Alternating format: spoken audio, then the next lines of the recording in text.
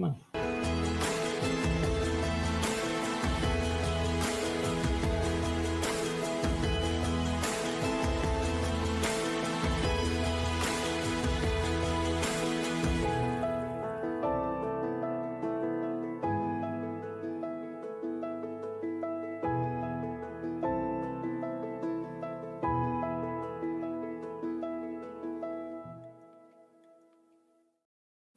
Welcome to the YAHOWAH blog. As you can see, I was pouring myself a glass of iced tea in case my throat gets a little dry here during the podcast. And of course, I know that my Wookiee has high expectations and likes his tea, both green and cold. So we'll see if he does something other than turn a tail towards it as we go through our YAHOWAH vlog. This is a continuing story of Gibowr, of God's preference for those who are confident and courageous. What we're doing is rebuking the notion that God wants to be associated with those who are humble and meek, because he doesn't.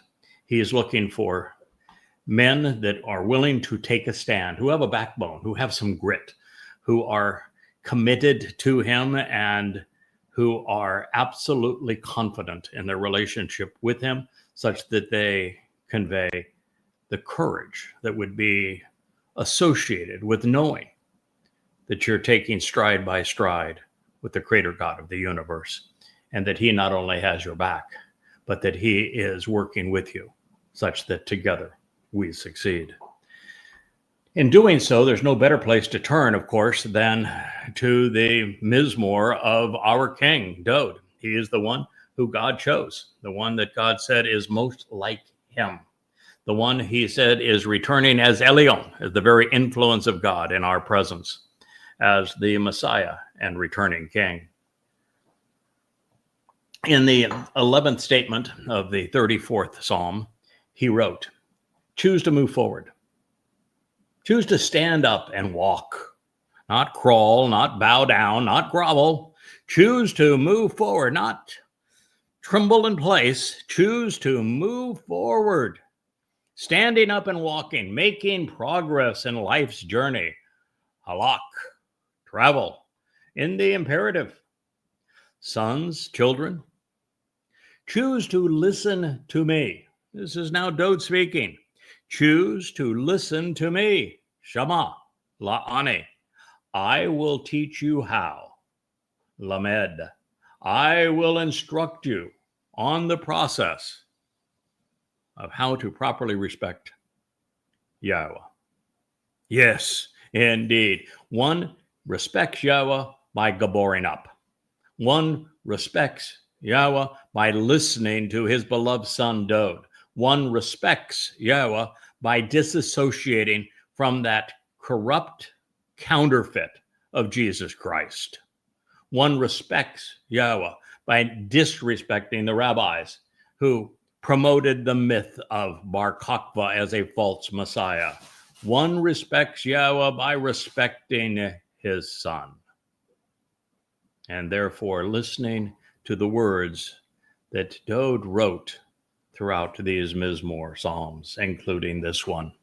So, if you want to have a future other than the dissipation of your soul or the internment of your soul, the answer is to choose to move forward, to walk, stand up, make progress in life.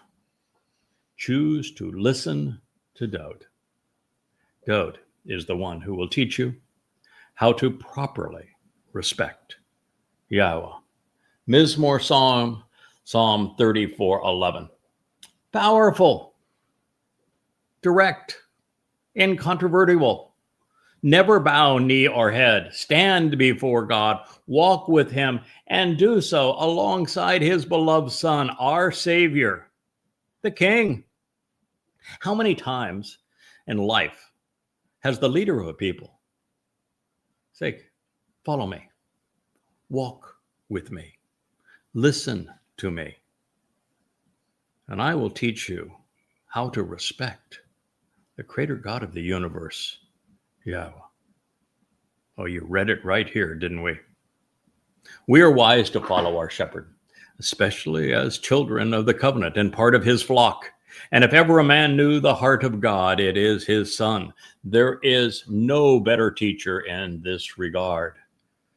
We should all, therefore, strive to know and learn from this man.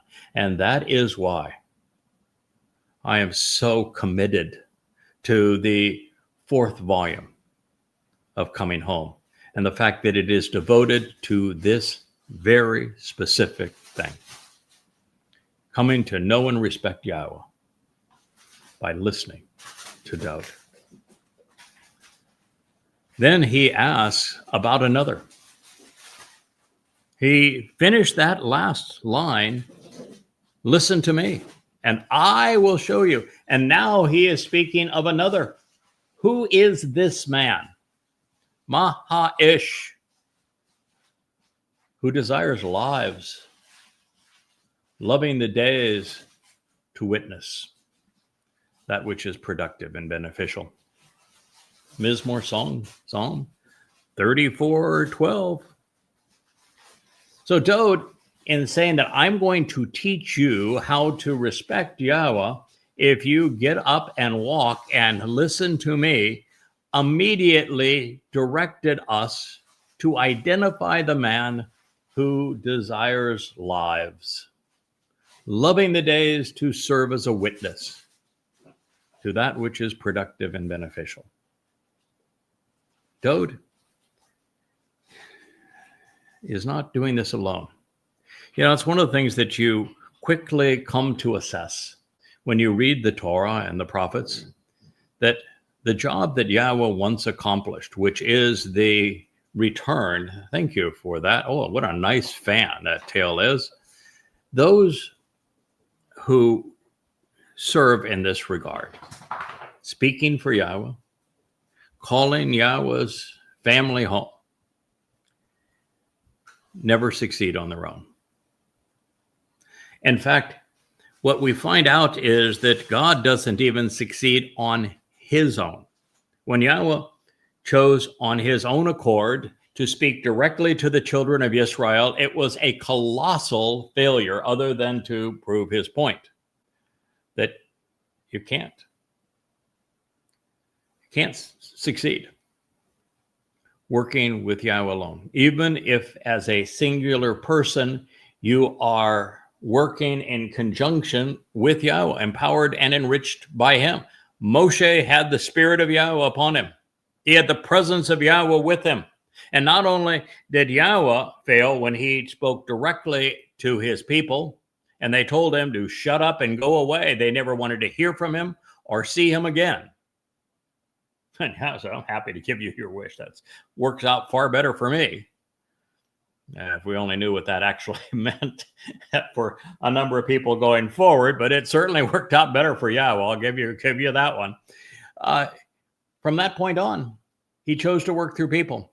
And what we learned is that Moshe almost immediately gave up. And Moshe says, I can't do it. I won't do it. The job is impossible. No one can lead these people alone. The job is absolutely impossible. And that is because they are so downright disagreeable. So we have the first example. And God did not in any way contradict Moshe and say, oh, come on, I've got your back. I'm here with you. The job's not so impossible. These people are somehow redeemable. No, he didn't say they were redeemable. And no, he didn't say that we can make an accommodation for them. And he didn't tell Moshe, no, you're wrong, by the conclusion that these people are impossible for any one person to lead, even with me sitting right beside you. No, he didn't. What he did instead is he said, listen, I'm going to share the spirit that I have placed upon you with 70 individuals. Those 70 individuals are not going to be empowered to convey the word of God.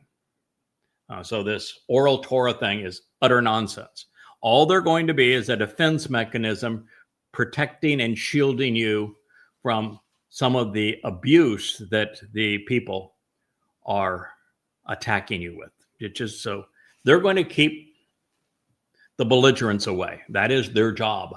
And I'm going to share my spirit with them for them to run interference for you in this regard.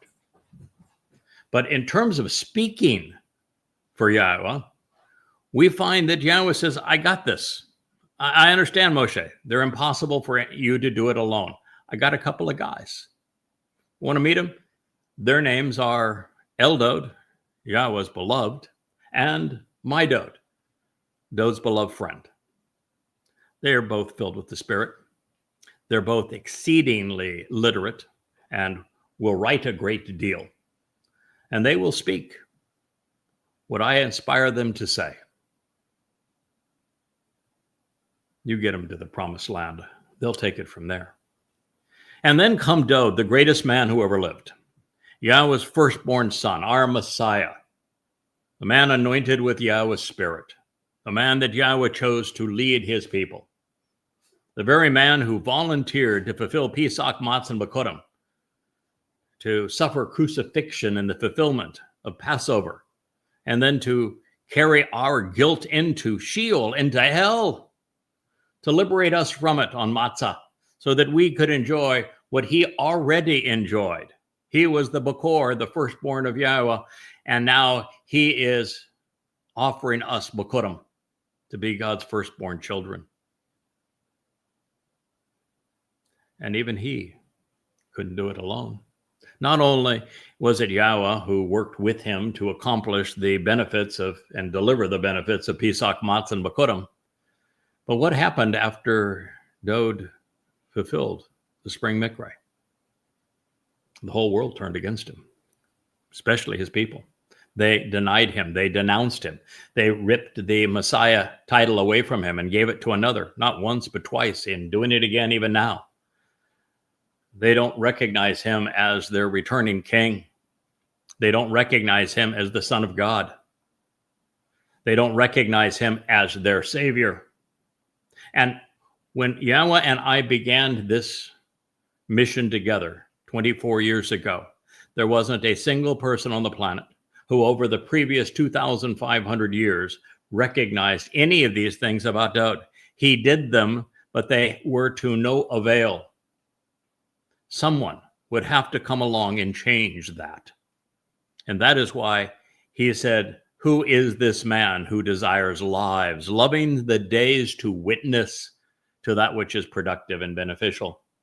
Because without that man, without Dowd's herald, without the final Zarowa, without HaNakri, as presented by Moshe in the Towrah, there is no benefit of anything Dowd accomplished. There are no upcoming harvests. There is no mortal remnant of Yisrael who survives to see the king's return. God doesn't return. There is no return to the garden on earth, our re-entry into it. It is all for naught, and Dowd knew it would all be for naught. And therefore, he is celebrating the lives of the man who would rectify that situation.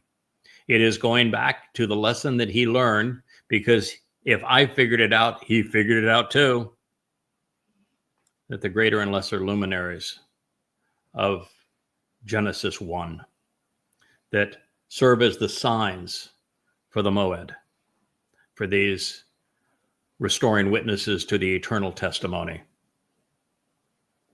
They are God's beloved son, Dowd, and his herald, Yada. He knew it. The sun's brilliance would be reflected by the lesser luminary during the time of darkness.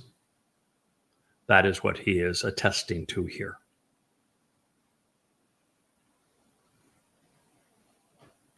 As I have shared previously, every covenant member will live 2 lives, while 3 will experience 1 more. These men, who are noted for their productive witness, offer the second of their 3 lives to prolong the existence of others. They are the ram, the goat, and the bull. They are Dowd, Elia, and Yada. They live for you.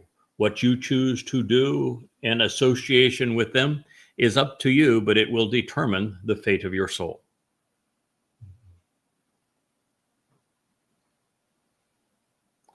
Now we return to the statement we were considering at the end of our last program here on Gibowr. Keep your tongue from that which is wrong, troubling and harmful, and your lips from saying that which is dishonest and deceptive, especially that which is deliberately misleading.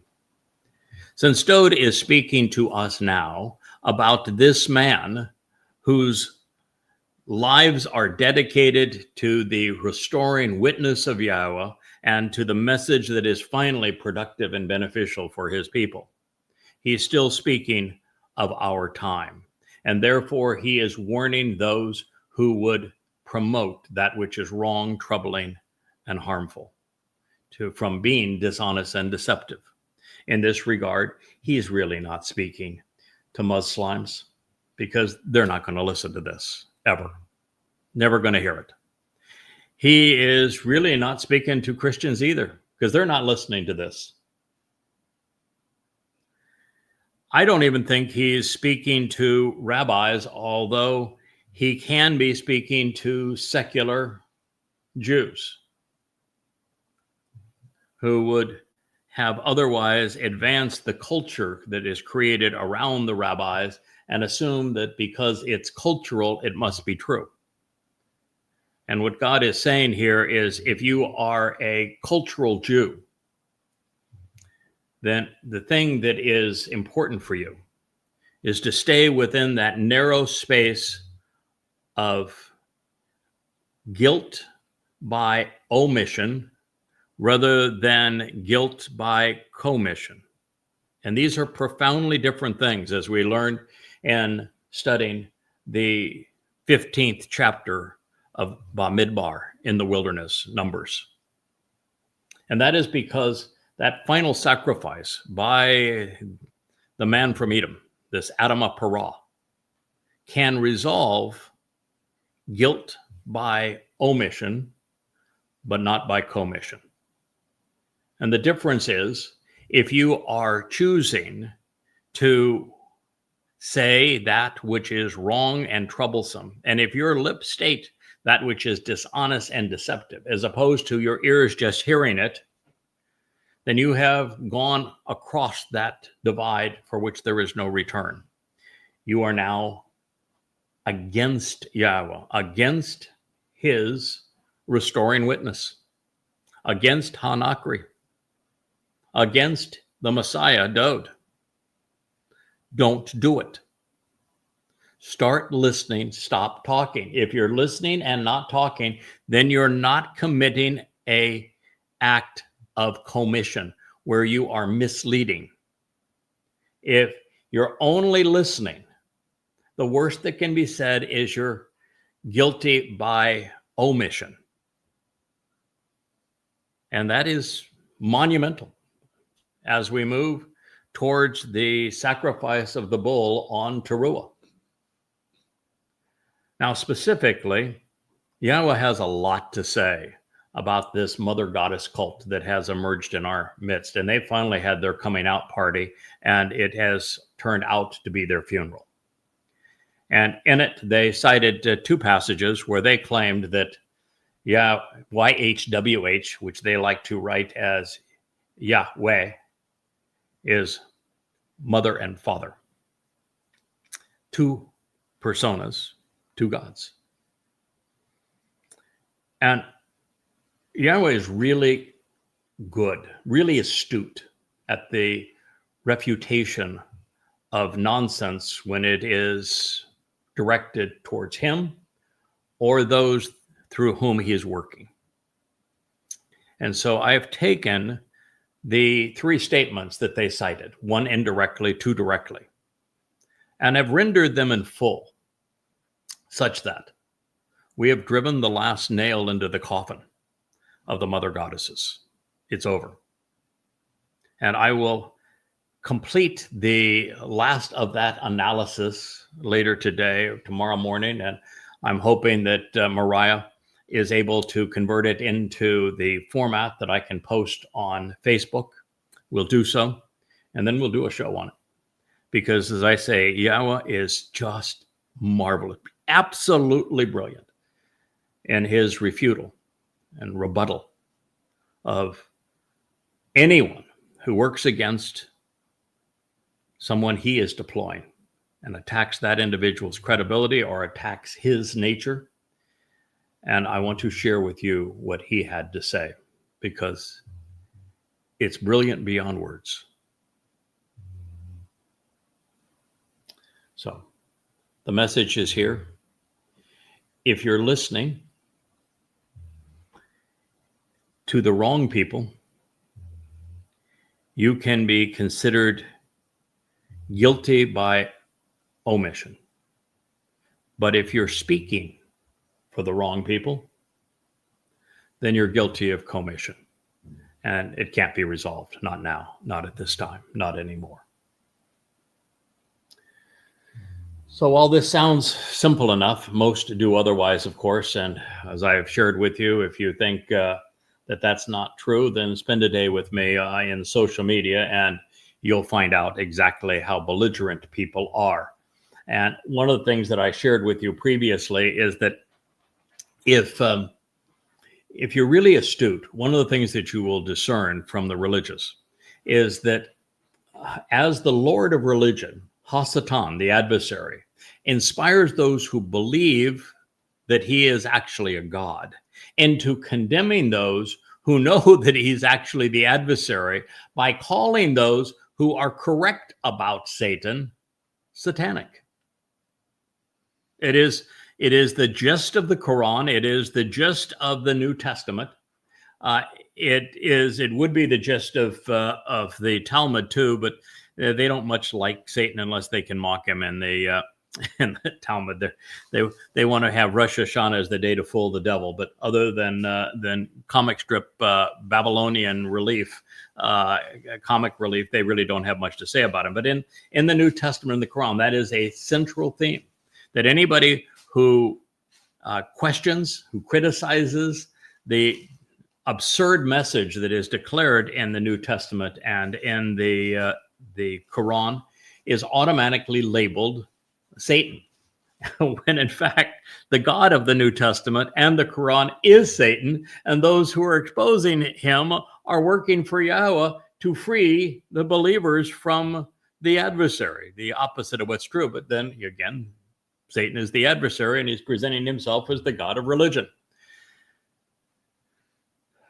Now, if religion didn't get in the way, what follows would be simple enough. You should choose to turn away from that which is wrong and harmful. And you should decide to act upon and engage in that which is beneficial, productive, and useful, opting of your own free will to diligently seek and procure the information needed to obtain reconciliation, and then pursue it. Now, it doesn't say here that, you can pretend that you're covenant, even though you obviously don't understand enough of it to keep yourself from joining a conspiracy cult in opposition to it. And then after long and dedicated service to the one that YAHOWAH has chosen to work through, you go off and serve the one who is in opposition to him, and it'll be okay. Because, well, you put in some time previously, so that should count.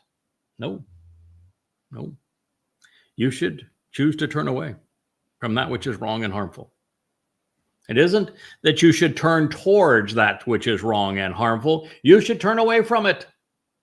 You should decide to act and engage in that which is beneficial, not for a little while. This was written in the call imperative, and in the imperative, there is two aspects of it. One is that it is an expression of second-person volition, and the other is that it's ongoing. You should decide to act upon and engage in that which is beneficial, productive, and useful, like the things that YAHOWAH has authorized and condoned. Like, for example, the prophecy of HaNakri in the Towrah, and then during the dedication of the house for YAHOWAH's name by Solomon, or the introduction of the Choter by Dowd in the 14th Mashal proverb, and then again by Isaiah in the 11th chapter. support with that which is beneficial and productive. Don't engage in that which is raw. Are you familiar with another place where Yahweh juxtapositions raw with towb? Opposite order, it's towb first and raw second. Are you familiar of any place where Yahweh taught us a lesson about how if we engage improperly with something that supplies towb and raw, that we won't live as a result? I do. How about back in Eden with the tree of knowledge of that which is towb, good, beneficial, and useful, and raw, that which is bad and undesirable and unproductive, dead wrong. So if you've got it inverted and you're dealing with that which is raw instead of that which is towb, you aren't benefiting from Yahweh's reestablishment of the tree, of the knowledge of that which is good and bad. YadaYahowah. That is the replanting of the tree of the knowledge of good and bad, of relationship versus religion. That is, in fact, the purpose of the metaphor of the Choter and of the olive trees on other side of the menorah, as presented in Zechariah, and the Choter that is presented in the Mashal and in Isaiah. That is the metaphor. It's a branch off that tree of the knowledge of that which is productive and good and rotten and evil. God reestablished that tree. That's what he said when it grew out of that fallen root stump of that which is outstanding and should be noticed. That's what he meant. And because that rootstock also speaks of our Messiah, Dowd, it provides the fruit that will lead you to the tree of lives. And that tree of lives is Dowd. Now, do you understand? Do you have the proper perspective? Do you know what our brilliant king and prophet is addressing on behalf of his God?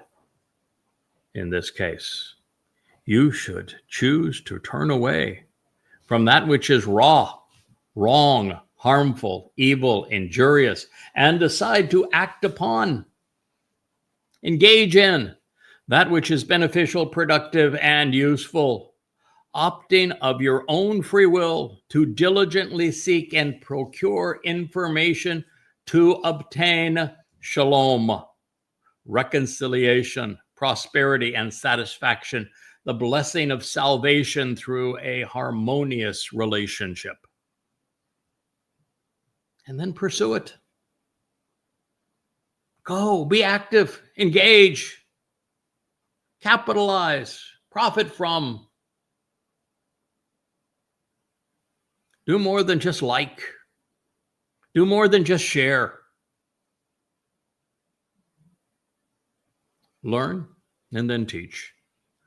Listen and then talk.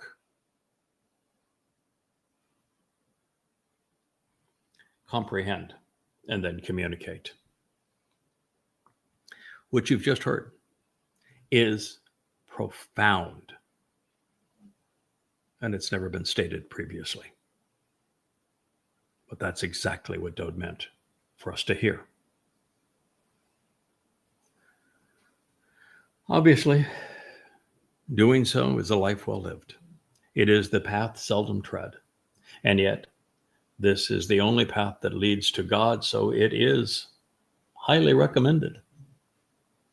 Now, in this regard, I see the role that Yahweh intended for the tree of knowledge. By returning to it as presented in YadaYahowah, everyone is afforded the evidence required to reject that which is wrong about religion and to accept all that is right and productive regarding the relationship that Yahweh intended. And should this journey be through the pages of YadaYahowah, which it likely is, it will lead the reader right back to Yahweh, to his Torah. And it will lead to reconciliation and access to the tree of lives as it brings us right back to Dowd, brings us back home. Now, there would be no reason for Yahweh to know those who are not interested in knowing him. However, on the rare occasion that a soul seeks God, Yahweh is always receptive, and that's an insight needed to appreciate this next line. The eyes and focus of Yahweh are directed on those who are right, and his ears are concerned over their call for assistance. If you capitalize now on the tree of the knowledge of that which is productive and beneficial, as well as the knowledge of that which is counterproductive and destructive, YadaYahowah, the result of that is that you will be Sadak. You will be right about God. And when you're right about God, God is right there for you. Those who do not know God pray to a God of their own making, a religious God who never listens. But those who are so few but so valuable that they are right about Yahweh, God is all ears. He wants to hear from those individuals because he is concerned that he's right there at every moment to answer their call for assistance. He's there to help us. I heard a rabbi rant a few days ago. I posted it on Facebook about how we're not to receive benefits from God. We're to be a benefit to him. And it's us about giving God what he needs, according to this rabbi. And so the rabbi said, God needs us to do the mitzvot. So we ought to be diligent in doing the mitzvot. So we give God what he needs. What a disgusting God that would be. What a disgusting religion that is. How backwards is that? Yahweh didn't say that he's our bratty little brother that's a parasite and clinging to us and needs us to do everything for him, including wipe his nose and wipe his butt, did he? No, he's our father. And as our father, he is there to help us. He's there to lift us up, to support us. And when we're about his business, he is all in his support for everything we do together. Rather than try to lift God up in praise, allow him to lift us up. That's the whole idea of being a dad. Dads don't tell their children to get down on their knees and to grovel, to cower in fear. They don't ask their children, well, you need to go out and work today because, daddy needs money in his bank account. I need you to perform all these rituals because, well, I like it when you grovel like that. No. Loving fathers lift up their children. They support them.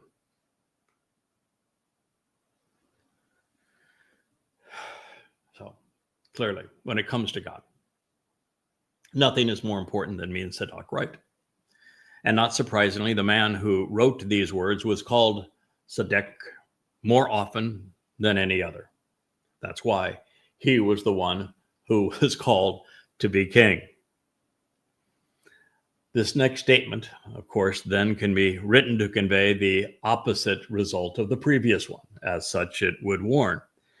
The presence of Yahweh is against those who do that which is wrong, injurious, and harmful, to the point of cutting off and exterminating all recollection and remembrance of them from the earth. If you're wrong about God, if you are doing that which is injurious and harmful, you're going to be exterminated. God's going to exclude you. He is going to destroy you. And that time of extermination and destruction is fast approaching. We're only, less than 8 years away from that date. Towrah, 24 September 2033. You will be nothing but a fading echo in time if you continue to promote that which is untrue about God. Now, heaven would not be joyous, of course, for the best of us if we are reminded constantly of the worst of us. One of the ways is that I knew that those who were active in this mother goddess cult, who were being so embittered and rebellious that they could not be included in the upcoming harvest or be invited into heaven, is that based on all they have done, they would make the experience miserable for those who have stayed the course and have served with YAHOWAH. And so I knew that there was no chance that God would ever allow them to participate after what they have done. Makes sense, doesn't it?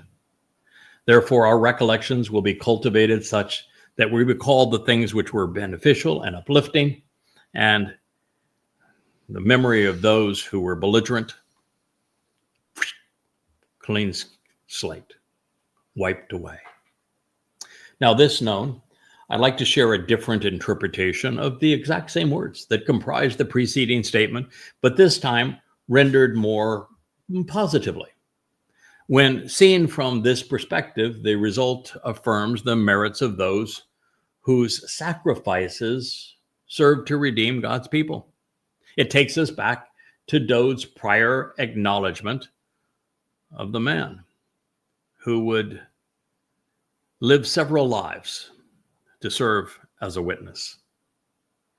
Same words, just presented differently, but within the very tight confines of what is consistent with the terminology YAHOWAH chose. The presence of YAHOWAH is with those who engage and act against that which is wrong, injurious, and harmful. They, as the most memorable of men, establish the covenant on behalf of the earth. Same words, all translated consistent with their meaning.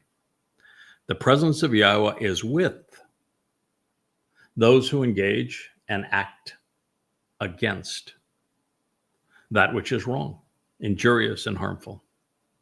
They, as the most memorable of men, Zeker, establish the covenant. They are the ones who cut us into the agreement on behalf of the earth. Mizmowr, Psalm 34:16. God is not a pacifist or a conciliator. He vociferously opposes that which is injurious. And to advance this life and death cause, YAHOWAH dispatches the most memorable of men to establish the covenant. There is no question whatsoever that Zakar is both to remember and memorable and men. And it means both for a reason. That's why there is a song that was reposted. I think Patty is the one who found it on Leah's site. I think it's titled, "Oh My Soul." It's in my Facebook feed. I'm sure that by listening to this, Kevin and Rich will find it. And I would love to play it at the beginning of Family Hour, because it speaks of the role of the Adam of Perah, YAHOWAH's and Dowd's Bashar Herald, and the realization that he is the Zakaron, all things pertaining to this memorable man who will accomplish these things on behalf of the children of Israel. It is a beautiful song. It's about 2 or 3 minutes long. Rich, I'm sure you'll find it in my Facebook feed. Kevin's already downloaded it. Kevin's already downloaded. You know, I know I've said this a bunch of times, and I'm going to repeat it. When we had the upheaval of the mother goddesses becoming so obnoxious on behalf of their spirit mom, and they left with the publisher of the books, which my good friend Joe has now resolved, and I'm so grateful to him for doing that. That's what this is now. I completely redone in the new format. And my wife for enduring the lashes that they took towards her. They were revolting in their disgusting animosity towards my wife, something which I will never forgive them for, nor will YAHOWAH. And I'm so grateful for my wife, not only enduring that, but staying the course. When it would have been so easy and so natural to say, God, I'm going to have my Moses moment too, and I can't do this. These people are way too belligerent. They're way too Miriam. But also for Kevin and Rich, neither one of which I knew hardly at all prior to the fracture of the family. And now you consider how spectacular these men are, how resolute, how courageous, how strong, men of just tremendous character, outstanding knowledge, conviction. They are fully Gibowr. Rich is like my wife. He's an introvert. He prefers to hide behind the cables and monitors, not hide, but that's his preference. And that's fine, because he's changed his whole life. He has moved here to be full-time benefiting YAHOWAH's message to the covenant family and to Yisrael. It doesn't get better than that. And he's such an uplifting personality, so much a welcome member to our family. I couldn't wait to, for example, today to share with him what YAHOWAH shared with us regarding the rebuke of the mother goddesses. It's really wild. It is. We didn't have to wait for you to interpret anything. YAHOWAH just spells it right out. Isn't it amazing? I mean, it's so YAHOWAH's response to them is so spectacular. I'm announcing this as the final nail in that coffin. It can't survive it. But then that brings us to Kevin, and he is beyond amazing. You all get to see a little of Kevin during Family Hour, but for those who have listened to, and I don't know how many have listened to it on the various YouTube channels and the many places where we are, including X, in addition to Facebook. But the man's smart. He is very talented. He is exceedingly knowledgeable about YAHOWAH. He is no nonsense and yet has a wicked sense of humor. And so when literally instantly, one day to the next, we replaced those who were too dumb to know that God's not a mom with these men. Truly extraordinary. And say they are the most memorable of men. And by the way, this group, including several others of you who are so valuable and so intensely helpful in advancing YAHOWAH's message and supporting his Nakry at this time, we are the presence of YAHOWAH. We are those who are engaged and acting against that which is wrong, injurious, and harmful. We are the cutting edge that's pushing all of the nonsense away so that the truth can be known. And as so we are the most memorable of men. And yes, I understand that there are some very memorable women in this group too. There's some women that, Annie, for example, that is taking on the responsibility of posting these programs on social media channels that I have never been to, TikToks and there's one that starts with a P. What is that one? That's I don't know either. Patreon? No. Yeah, I think so. We have a Patreon account? Yeah, I think so. Really? I think so. I didn't And know other that. places. And it's just marvelous to see the outreach in this regard. And then, Mariah, because here I'm sending her this information. Was one of the first to see it. She did a quick edit pass. She actually came back with something that was really powerful. She was editing my first draft of Yahweh's response to the Mother Goddess cult when they came out and assassinated themselves, committed suicide. And she had a couple of, I think, 3 typos. And then it came to an interpretation of the 5th statement that Yahweh etched in stone, which is about showing a sense of value, highly weighting the significance of that which pertains to a father and a mother.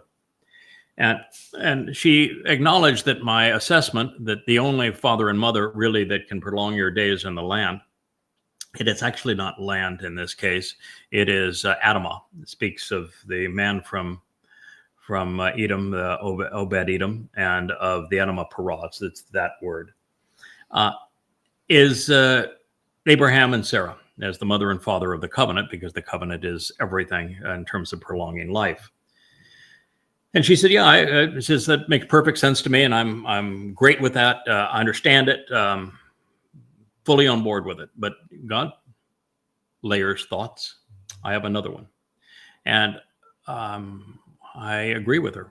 And her thought was that because this says that which pertains to a father and a mother, it is likely also encouraging us to be good parents. And that if we value the role of parents, take it as our most significant and important job, as Mowed would indicate, then indeed our children will live far longer and more productive lives. And I went one step further and said, the 5th statement etched in stone is the counterpart of the 5th condition of the covenant.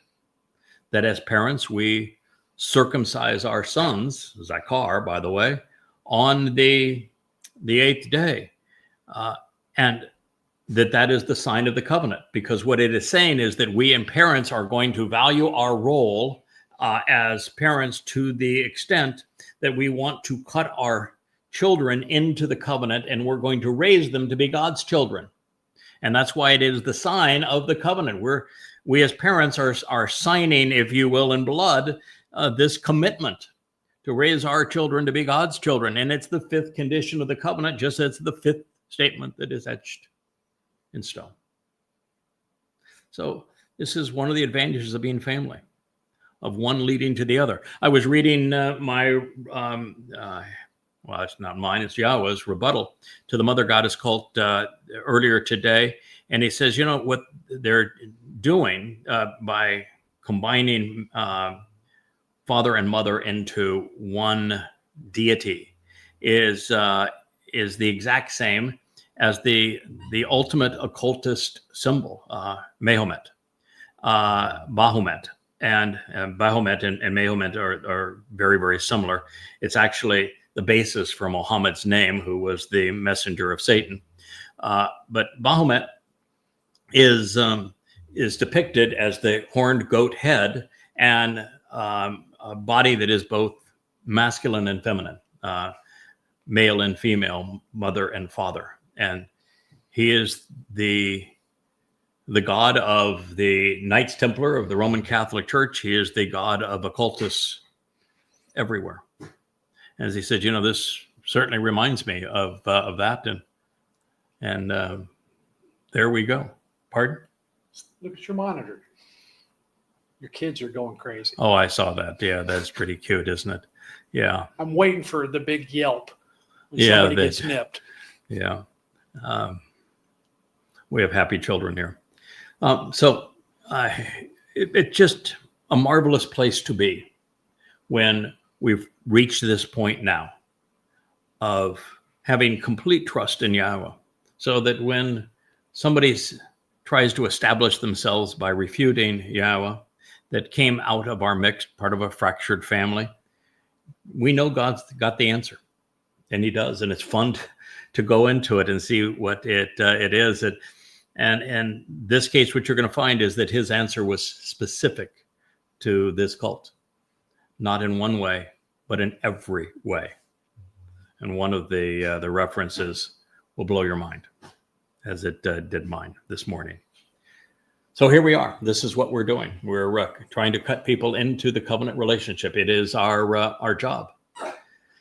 So as our Father, God is responsible for his children, and especially for those who engage in the family business, those who call out loudly. Therefore, Yahweh hears. And from all of their troubles and dire circumstances and every distressful situation, he delivers them, he defends them, he saves them, snatching them away. That's exactly what I was just saying, wasn't it? Absolutely. Yeah. It's just that every time they have made a claim, this rival group that wants to, but we too speak for God, although we speak for Mommy God, God just nails them. I mean, boom. All you have to do is read his prophetic response regarding them, and he just destroys them. Yeah, he's always ready to defend those who are committed to him and to obliterate those who oppose, both he and those who are working for him. So I'd be remiss if I didn't point out that God is reminding us thrice over that his preference is for the bold, not meek. They are the ones whose summons is heard above the crowd. They are the ones who shout, who engage in a manner that earns and requires divine protection. You wouldn't need, I wouldn't need Yahweh's malak to protect me if I was meek and was afraid to say anything. If I didn't have the courage to write this under my own name, I wouldn't need divine protection. But because I did, I do. And God's happy to provide it. You see, you get the malak to protect you by being bold, by being Gibowr. They are the ones whose summons is heard above the crowds. They're the ones who engage in a manner that earns and deserves God's protection. They are the most memorable of men. The one Yahweh delivers from the treatment they endure, from the rebellious and embittered, for having the courage and conviction to tell a very unpopular truth. Yahweh approaches, I should say, and he draws near in close, intimate proximity. Karub.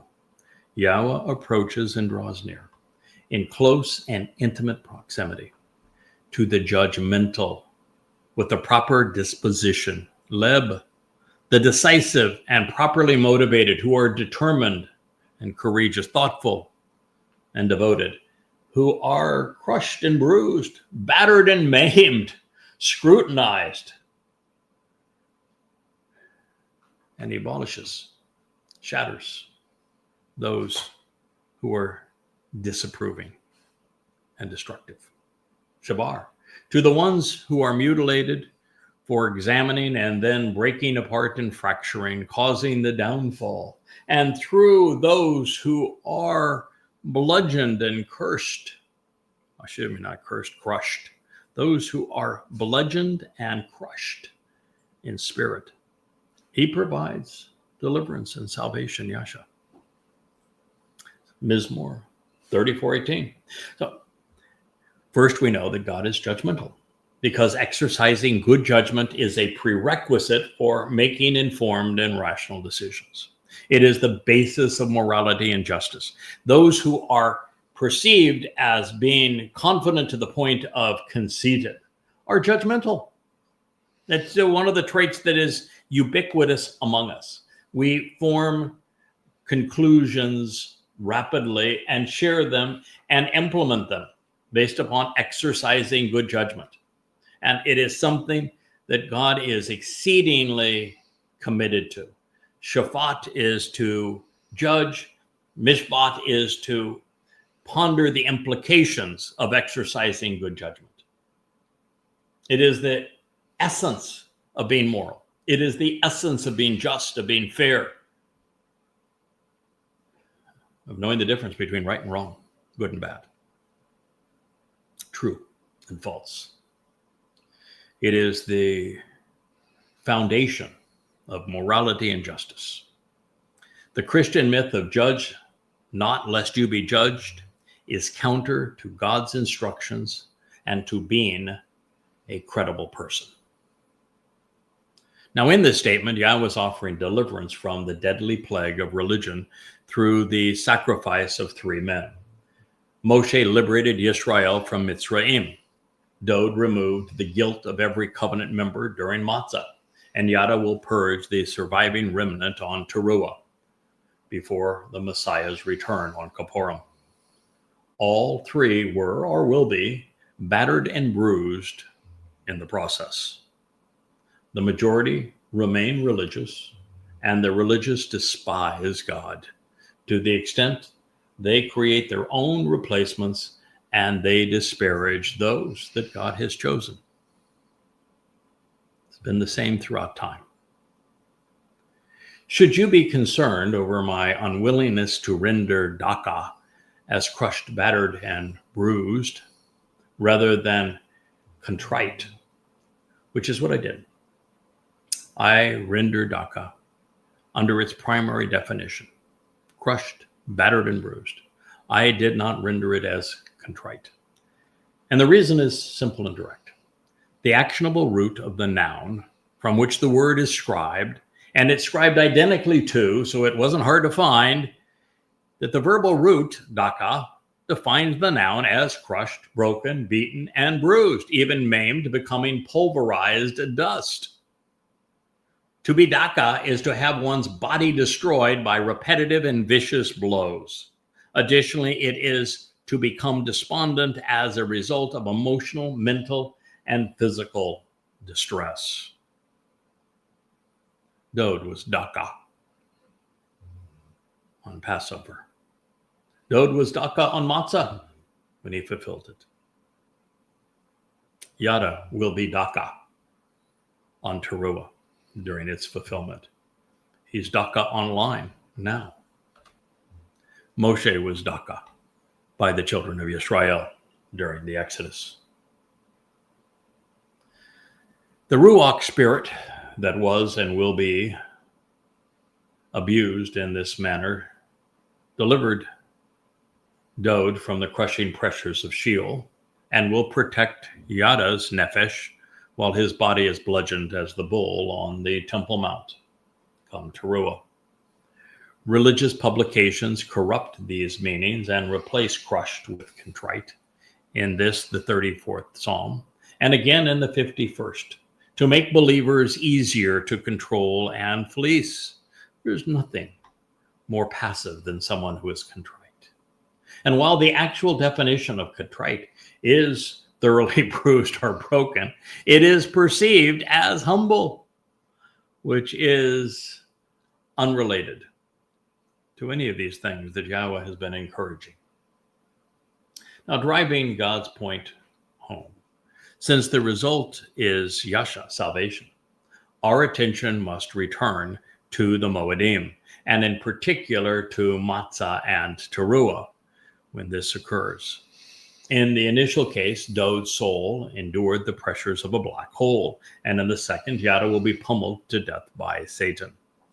The Nakry invitations to be called out and meet with God provide the lone path to salvation. Now, we're going to read, and we have already read, that the treatment that Yada receives as the bull on Towrah breaks all but one bone in his body. It leaves him as nothing but a gory mess. It is exactly the way Dowd described well, certainly being unrecognizable as a man as a result of the beating that he received, his suffering on Pesach, on our behalf. The graphic nature of the abuse is actually necessary to drive this point home so that no one misses it. Well, this is the result for those who capitalize upon what they have and will offer. A great many are shepherded, guided, led, protected, befriended, and nurtured, Ra'ah, by being right and vindicated, Tzedek. Because of all of them, Yahweh saves, delivering and sparing with him. Because of all of them, Yahweh saves, delivering and sparing with him. Because of all of them. God's not saying that he saves just because of what he did through Dowd, although that was magnificent. He isn't saying that he will save this remnant of his people through what he will do through Yada, even though that will be the greatest show on earth. Because of all of them, Yahweh saves, delivering and sparing with him. It takes a team. We have Team Yah. We're all going to be engaged. God's calling all of us to duty. It's time. We have less than 8 years remaining. We can do this. We will do this. God has already credited us for having done a good job. Let's live up to his expectations. Well, this has been Yahweh's approach since the beginning as shepherds. He leads his people, and he indeed shepherds and saves through those of his chosen. And the sacrifices are brutal, thereby more effectively garnering his people's attention and driving this point home. And well, this is no exception. This is one of the lines that I told you we would consider. It is addressing me. And so it's a tight bit painful to read. Hoping that my wife is on the airplane and not hearing this. She's winging her way back to us. If she's listening, then she ought to go get a soft drink or something. Focused upon Shamar, observing and examining. His estem, his corporeal nature, all of his bones comprising his skeleton and substantial essence, his vertebrae, all of them, one of them, Echad men henna, one of them is not broken and crushed, mauled and shattered, is not injured. Nifl, perfect. Third person, feminine singular. In the context of gruesome sacrifices for the salvation of Yisrael, this one makes Daka, pulverized, seem like a walk in the park. I say this because lo is used to negate the verb shabar and is not addressing estem or echad. So rather than saying not one of his bones is broken, it reveals that by focusing on all of his bones, one of them is not broken.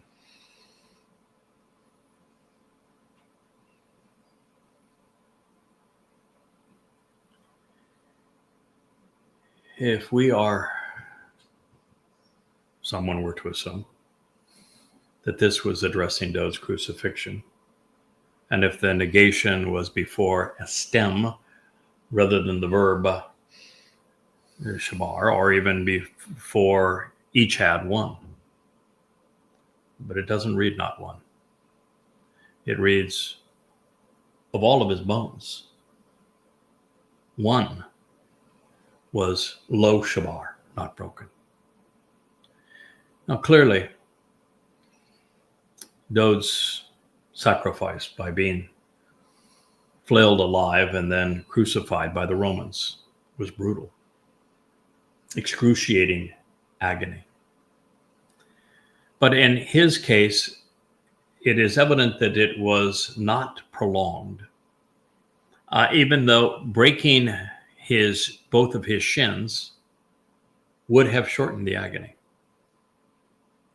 Apart from those they wanted to suffer beyond comprehension, the Romans broke the tibia and fibia in their victims' shins so that they would no longer be able to push up on the nails driven through their ankles. This would preclude flexing of the diaphragm. If you're hanging from a nail in the joints of your wrists, you're hanging, your diaphragm won't work. It won't flex. And if it won't flex, you can't pull air into your lungs. They're just static. You suffocate. But if you can push up, then you can breathe. They broke the shins so that the victim would die more expeditiously and wouldn't suffer as long.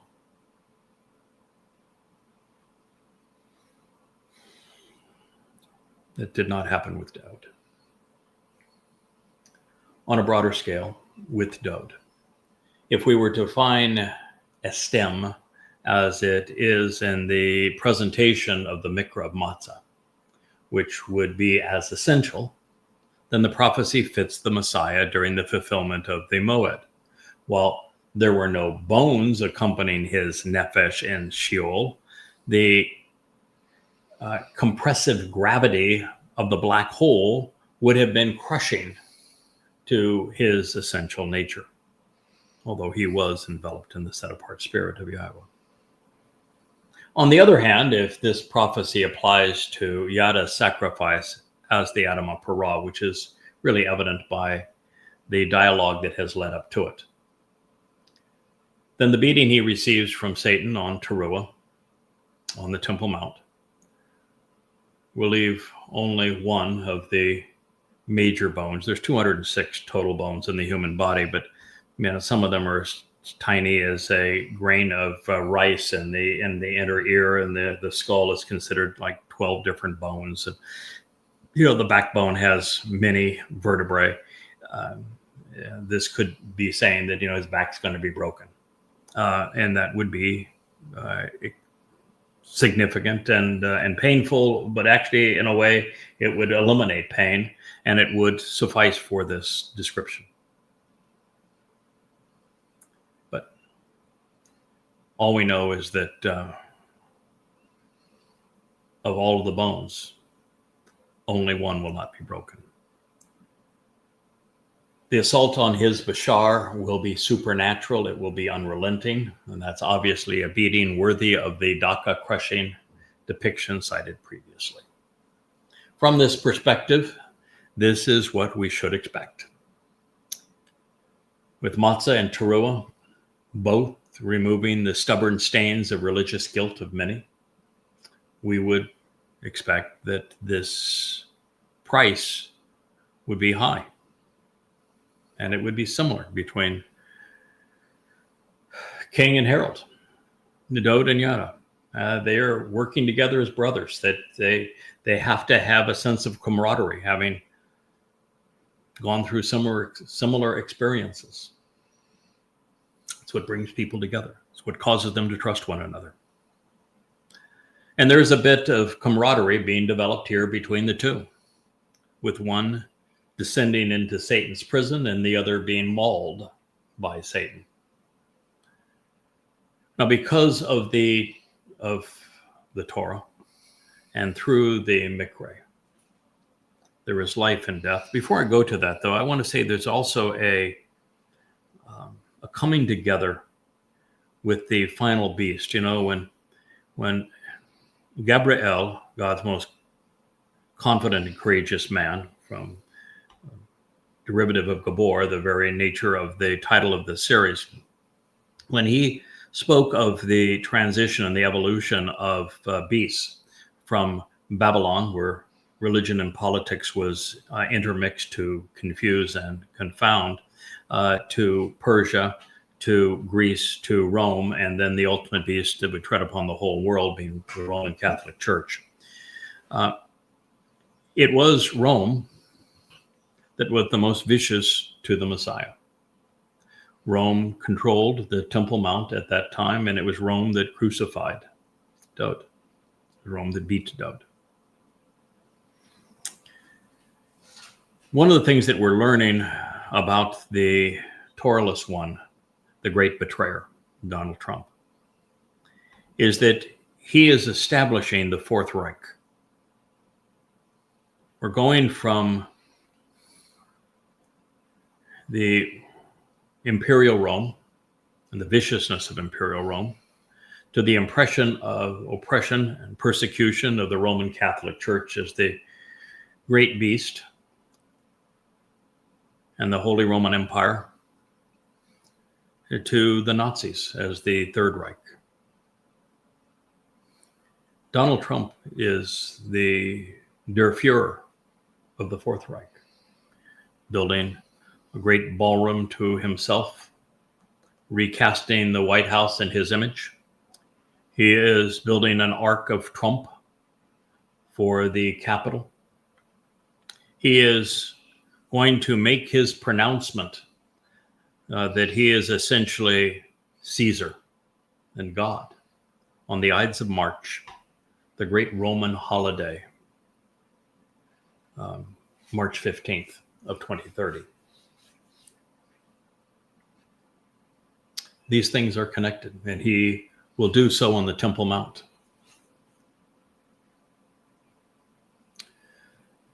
The shepherd will die, the best man who tends the flock. Best man here doesn't mean that he's the best of men, because that's Dowd. It means that he is Dowd's best man. He is dying here to purge the adulterous woman of her religious guilt so that he can have a bride come Gibowrim. The shepherd will die, having been killed for the guilty.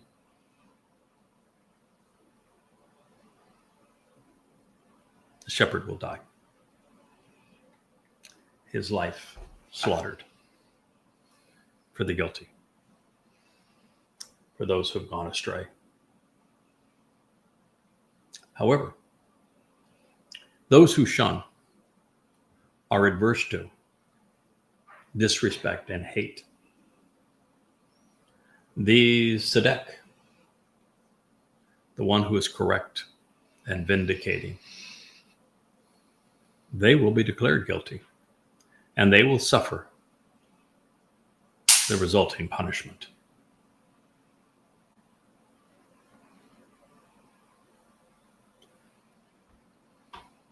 Get it? You understand what's being offered, what's going to be done,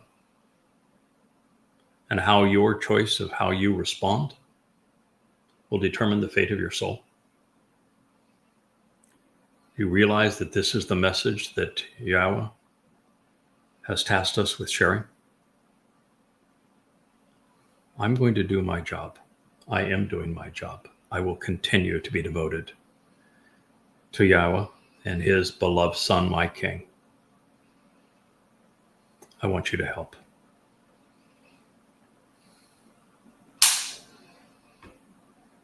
I'm not going to ask you to pick up your cross, however. I'll endure this torment alone. Of course, there is no cross, but it's just a funny line under the circumstances. I'll suffer the pain. But I want you to be there to make sure that it counts. We can't endure what happened to Dowd, where he suffered the anguish only to be rejected and denied by his people. When this happens, even with Eliah proclaiming what it means, I need you to be there. I need you to be there before it happens, to provide a foundation for this so that it's understood. Don't let this happen to me for nothing. Too much is riding on it. Now, I did not say, don't let this happen to me. I want it to happen. I'm all in. I just want it to count, to matter, to mean something. And that's where you come in. So there has been, and there will be, a redeeming aspect to this sacrifice. The shepherd leading, feeding, and protecting the flock at this time will offer his life for the sheep. As was the case on Matzah, it will be repeated on Towrah. Religious guilt is expunged, leaving the souls of the beneficiaries appearing perfect in God's eyes. Also interesting, the timing that brings these two men together more than any other is that they are right. Well, they are Sadak about Yahweh, particularly in the fulfillment of the Moed Nakry. And therefore their words and their deeds are vindicating. And because they are right, because they engage, as the fourth day's testimony in Bereshith, Genesis 1 declares, 14 through 18, they are the greater and lesser luminaries that serve as signs for the Moed. Yahweh not only values and perceives them as prepared and capable of bearing this burden. Dowd was, I will be. They demonstrate what is possible for those who follow them, not following them through the sacrifice, but recognizing that by following those willing to make such a sacrifice and who all the while are right about God will lead them into God's arms. With so much at stake, literally the intent of the Moedim, the benefits of the Bereth, the fulfillment of the Nabi, those who oppose what these men are offering in collaboration with Yahweh will retain their guilt. And they will be held accountable for what they have done. And this punishment will play out in Sheol. You have been warned. And so now that you know, this is how Yahweh intends to rescue his people from themselves. Yahweh ransoms and redeems, liberating and saving the souls of his co-workers and his collaborators, of those he associates with and those who serve with him in an official capacity. And so all of those who take refuge in him and who are spared by relying upon and trusting him for saving them, he will find that he is declared not guilty. He will be acquitted. He will be exonerated from all wrongdoing. There is no guilt when your guilt is expunged, whether it is washed clean by the waters and the ash and the flames of Towrah, are taken into Sheol on Matzah, never to be seen again.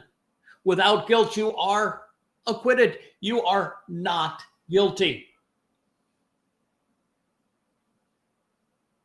God works through people. Yes, indeed. Ordinary individuals in extraordinary circumstances. Once the absurdity of Jesus as the man God is torn asunder, all that remains from beginning to end of God's story, his interaction and communication with humankind, is to tell us that he works through us. And those unique individuals that he chooses, they are few and far between. And it is seldom more than one at a time. But he advances his story and his intent through them. And it's never just one. Maybe one at a time. But as Moshe found out YAHOWAH said, I have a couple of guys, Dowd and my Dowd. And so of this you can be assured. YAHOWAH provided the means to remove our religious guilt and to acquit our souls through his collaboration with men of his choosing. They were Gibowr. Should you choose to agree, you can share eternity with them.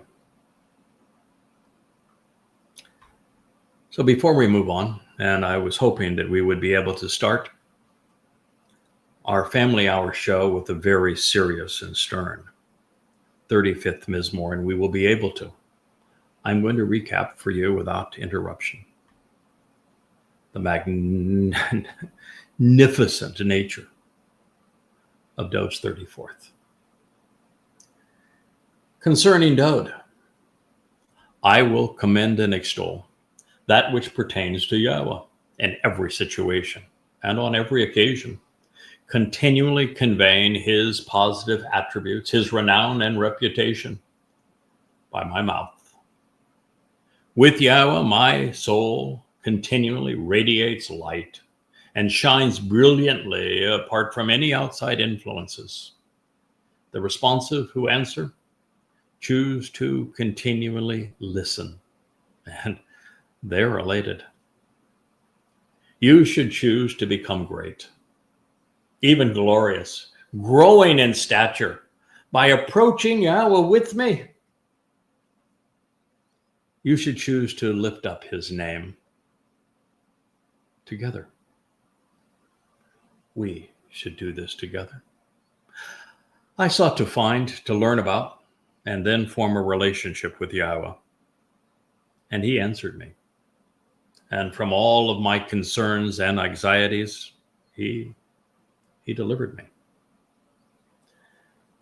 They look to him, being observant regarding him, and they have a joyful countenance, traveling as a joyful stream, shining like a fluid river of light. Therefore, their appearance, their faces and presence will never show confusion or dismay. As they explore, there is no anxiety or distress. They are never confounded or humiliated, especially when searching by digging for answers. This man who replies with answers will call out, reading and reciting, as he issues a summons for the Nakry. And YAHOWAH will listen. Then from all of his unfavorable circumstances, as well as his distressful situation with the rival, who is a vexing and troubling woman, he will deliver and liberate him, saving through him. The Malak, the spiritual messenger of YAHOWAH, bivouacs, being sent down to compassionately camp out, concerned and caring all around, out of respect for him. And so he removes threats and he takes them away. Experience this. Taste the difference. While witnessing and being shown that which is valuable and true. Indeed, YAHOWAH is good. He's beneficial and agreeable. The capable and confident man, this Gibowr, who trusts him for his safety and who relies on him for his protection and well-being, receives the benefits of the relationship and is joyful in his approach to life. Those of you who are set apart and special to him, you've chosen to respect YAHOWAH. Therefore, as a result, for those who respect and revere him, there is no scarcity of anything vital for life or success. The adolescent lion, a bit impoverished and weakened from malnutrition, but those who seek, inquire about, and account for YAHOWAH, they never lack for anything. They have what is good, productive, beneficial, and worthwhile. Those who move forward, standing up and walking, making progress in life's journey, these children, sons, they choose to listen to me. I will teach you how to properly respect YAHOWah. Who is this man who desires lives, loving the days to witness to that which is productive and beneficial? Keep your tongue from that which is wrong, troubling, and harmful, and your lips from saying that which is dishonest and deceptive, especially that which is deliberately misleading by offering false narratives. You should choose to turn away from that which is wrong and harmful and decide to act upon and engage in that which is beneficial, productive, and useful, opting of your own free will to diligently seek and procure the information that is needed to obtain reconciliation. Then pursue it. The eyes and focus of YAHOWah are directed towards those who are right, and his ears are concerned about their call for assistance. The presence of YAHOWah is with those who engage and who act against that which is wrong, injurious, and harmful. They, as the most memorable of men, establish the covenant on behalf of the material realm. Those who call out loudly, issuing a bold summons, therefore YAHOWah hears. And from all of their troubles, dire circumstances, and every distressful situation, he delivers them, defending and saving them, snatching them away. YAHOWah approaches and draws near in close and intimate proximity to the judgmental with the proper disposition, who are bruised and battered for scrutinizing and abolishing, testing and disapproving, then demolishing. And through those who are bludgeoned and crushed in spirit, he provides deliverance and salvation. A great many are shepherded, they're guided and led, protected, befriended, and nurtured by being right, and therefore vindicated. Because of all of them, YAHOWah saves, delivering and sparing with him. Focused upon his corporeal nature, all of his bones comprising his skeleton and substantial essence, one of them is not injured, broken, or crushed, mauled to the point of being shattered.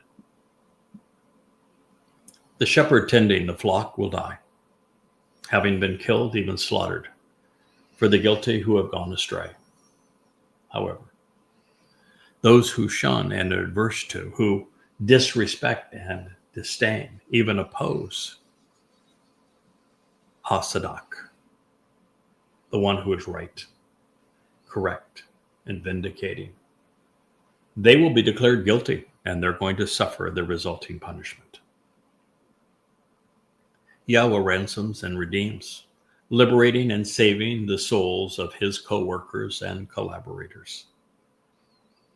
And so, all of those who take refuge in him and who are spared by relying upon and trusting him for saving them will be declared not guilty and acquitted, exonerated from all wrongdoing, culpability, and punishment. Mizmowr, Psalm 34. Absolutely glorious.